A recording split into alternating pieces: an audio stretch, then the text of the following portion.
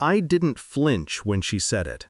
I didn't blink when my mother laughed behind her wine glass, or when my father muttered, "Finally someone said it." I just watched my sister, my perfect, cruel sister, wrap her arm around him like she owned the moment. But he only looked at me, not angry, not embarrassed, just ready. And when he said those words, calm, sharp, final, my whole family froze. "You're fired, and we're done." Their jaws fell open. Mine didn't. Because this was exactly what I'd planned. Back then, when it still hurt, I met Ethan 3 years ago at my sister's graduation dinner. He sat across from me, quiet but observant, the kind of man who didn't speak unless he meant something. I liked that about him. Too much, maybe. For months, we built something gentle, soft conversations, late-night drives, the kind of connection you don't question until it breaks. My sister always hovered too close, laughing too loudly at his jokes, touching his arm as if testing boundaries. I trusted them both. That was my first mistake. The first cracks. It wasn't a dramatic discovery, no lipstick on collars, no whispered phone calls, just a shift. She acted warmer around him. He acted colder around me. I told myself I was overthinking, childhood insecurity clawing back up my spine. Then one night, after he fell asleep on my couch, his phone lit up. A message from her. 2 words, "She suspects." My heart didn't break. It hardened. I didn't wake him. I didn't confront her. I just stared at the message until my reflection blurred in the screen. Not weak, not devastated, strategic. The mindset shift. I learned something in that moment. Some betrayals are too elegant to ruin with rage.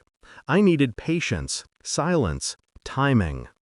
Ethan worked at my family's company, my father's golden boy. My sister adored flaunting him as if she'd discovered him herself. They thought they were playing chess, but they forgot I've always been the quiet one, the watcher, the planner. While they whispered, I gathered. His signed documents, her messages, their timeline. I didn't want them to hurt the way they hurt me. I wanted them to sink. The plan. First move, I recommended Ethan for a promotion, quietly, through people he didn't even know I influenced. He got it. And with it came access to every vulnerability the company was hiding under polished floors and expensive suits. Second, I sent my sister anonymous screenshots of internal discrepancies, numbers Ethan signed off on, numbers that implicated him. She panicked. Good. Third, I handed everything to the board, 2 days before Christmas. Not with vengeance, with precision. By the time they called him into the meeting, by the time they told him he'd violated regulations, by the time they froze his accounts, he already suspected who orchestrated it. But he wasn't angry. He respected the play. Christmas, the setup. I arrived at the family house early. I knew she would bring him. I knew she would attack first.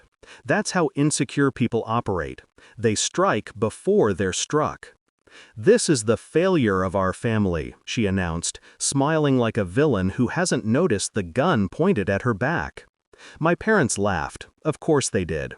They never noticed me unless I disappointed them. Ethan stood behind her, hands in his pockets, eyes steady on me. He was waiting. Not for her, for the moment. The fall. When he said those words, "You're fired, and we're done," my sister's voice cracked into the silence. What? He didn't look at her, not once. He looked at me as he spoke. I know everything. Every lie, every message, every manipulation. My mother gasped. My father demanded answers. My sister reached for him, desperate. He pulled away like her touch burned. "You tried to ruin her," he said softly. "No, worse. You enjoyed it." My sister's face collapsed. My parents froze. I didn't move. He turned to me then, calm, stripped of the arrogance he used as armor. "I'm sorry," he said. But I didn't need his apology. He wasn't my revenge. He was just the knife I turned. After, he left the house with nothing but his coat. My sister chased him outside, screaming, begging. The same girl who stood tall minutes earlier, now crumbling on the snow. My parents called lawyers.